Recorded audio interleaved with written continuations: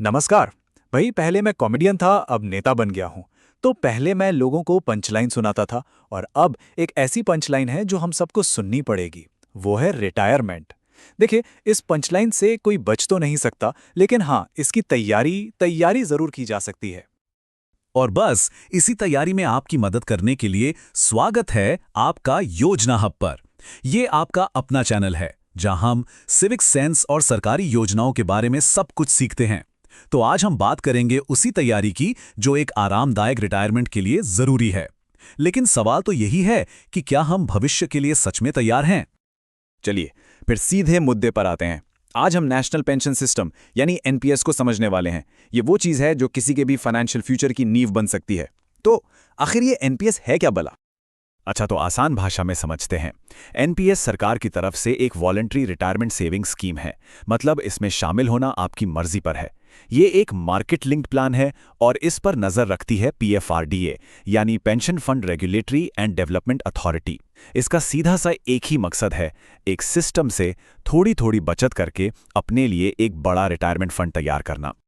अब सवाल आता है कि भाई इसमें कौन कौन शामिल हो सकता है? तो जवाब है लगभग हर कोई।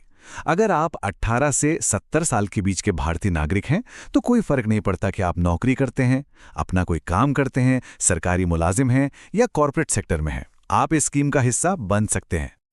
तो ठीक है, ये तो समझ आ गया, पर ये काम कैसे करता है? इसके पीछे का सिस्टम क्या है? चलिए अब जरा इसके नट बोल्ट्स को कस के समझते हैं कि इसका अकाउंट स्ट्रक्चर कैसा है। देखिए, एनपीएस में ना दो तरह के अकाउंट होते हैं, टीयर 1 और टीयर 2। टीयर 1 आपका मेन रिटायरमेंट अकाउंट है। ये खोलना जरूरी है और इसमें पैसा 60 साल की उम्र तक लॉक हो जाता है। अच्छी बात यह है कि इस पर टैक्स बेनिफिट्स भी मिलते हैं।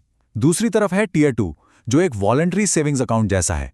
मतलब इसमें कोई लॉक इन पीरियड नहीं होता, आप जब चाहें पैसा निकाल सकते हैं।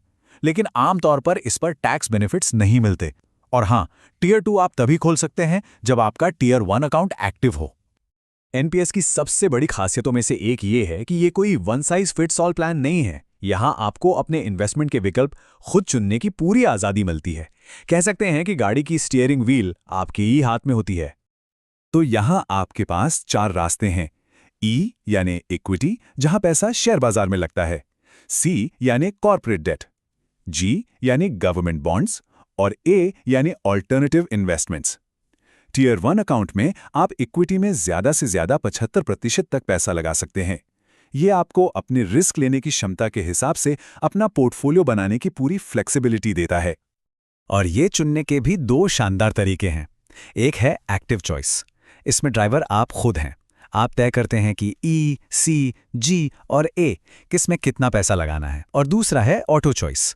इसमें सिस्टम क्रूज कंट्रोल पर होता है।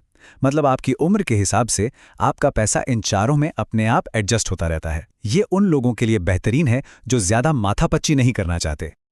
अब आते हैं सबसे जरूरी हिस्से पर। वो क्या है? अरे भाई, फायदे। एनपीएस में जुड़ने के असली फायदे क्या हैं और इसमें टैक्स की बचत कैसे होती है? क्योंकि असली मजा तो इसी में है। तो एनपीएस क्यों चुने?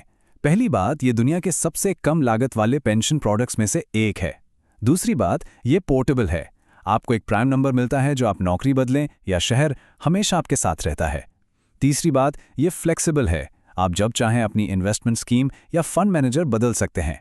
और चौथी बात, पीएफआरडीए इस पर नजर रखता है, तो सब कुछ पारदर्शी रहता है। और जब लागत कम हो और कंपाउंडिंग का जादू चले तो एक बड़ा फंड बनना तो तय है। अब बात करते हैं टैक्स बेनिफिट्स की, जो एनपीएस की सबसे बड़ी ताकत है। ये आपको इनकम टैक्स एक्ट के 3 अलग अलग सेक्शन के तहत टैक्स बचाने का मौका देता है और यही बात इसे बाकी सबसे अलग खड़ा करती है। तो पहला फायदा आपको मिलता है सेक्शन 80 सीसीडी 1 के तहत। इसमें आप जो भी पैसा लगाते हैं उस पर आपको टैक्स में छूट मिलती है, जो सेक्शन 80 सी की 1.5 लाख रुपए की लिमिट के अंदर ही आती है। ये तो बहुत कॉमन है। लेकिन अब आता है इसका असली तुर्प का इक्का। वो है सेक्शन 80 सीसीडी 1B। इसके तहत आपको 50,000 रुपए की एक्स्ट्रा टैक्स छूट मिलती है और ये छूट 1.5 लाख की लिमिट के ऊपर है। मतलब ये फायदा सिर्फ और सिर्फ एनपीएस में इन्वेस्ट करने वालों को ही मिलता है। और तीसरा टैक्स बेनिफिट खास तौर पर नौकरी पेशा लोगों के लिए है। अगर आपकी कंपनी यानी आपका एम्प्लॉयर आपके एनपीएस अकाउंट में पैसा डालता है तो आप उस रकम पर भी सेक्शन 80 CCD2 के तहत टैक्स छूट क्लेम कर सकते हैं।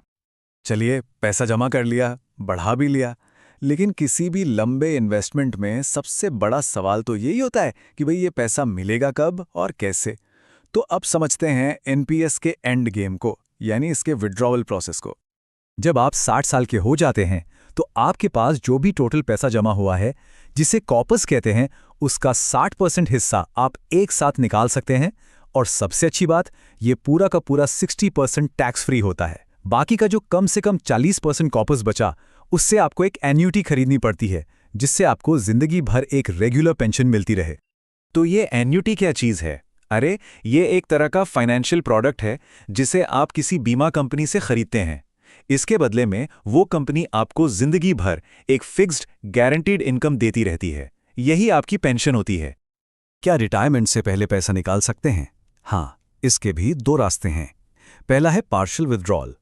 3 साल बाद कुछ खास ज़रूरतों के लिए, जैसे बच्चों की पढ़ाई, कोई बीमारी या घर खरीदने के लिए, आप अपने जमा किए हुए पैसे का 25% तक निकाल सकते हैं। दूसरा है प्रीमैच्योर एग्जिट, मतलब 5 साल बाद आप चाहे तो अकाउंट बंद कर सकते हैं, लेकिन तब आप कुल जमा पैसे का सिर्फ 20% ही निकाल पाएंगे और बाकी 80% से एन्युटी खरीदनी ही पड़ेगी। जैसा कि कहा भी जाता है, यह योजना सरल है, स्वैच्छिक है, पोर्टेबल है और लचीली है। यह आपकी रिटायरमेंट की इनकम को बढ़ाने और टैक्स बचाने के सबसे असरदार तरीकों में से एक है। ये एक लाइन एनपीएस की पूरी कहानी बयां कर देती है। तो आज की इस पूरी बातचीत के बाद एक सवाल अपने आप से जरूर पूछना चाहिए, क्या भविष्य का मैं आज के मैं को इन फैसलों के लिए धन्यवाद देगा? अगर ये जानकारी आपको पसंद आई हो तो लाइक, शेयर और सब्सक्राइब करके हमें सपोर्ट जरूर करें। और हाँ, वो बेल आइकन भी दबा दें ताकि हमारे लेटेस्ट अपडेट्स आप तक पहुंचते रहें। और अगर आप अपनी पसंद की किसी स्कीम पर ऐसा ही वीडियो चाहते हैं तो हमें कमेंट सेक्शन में बताना बिल्कुल ना भूलें।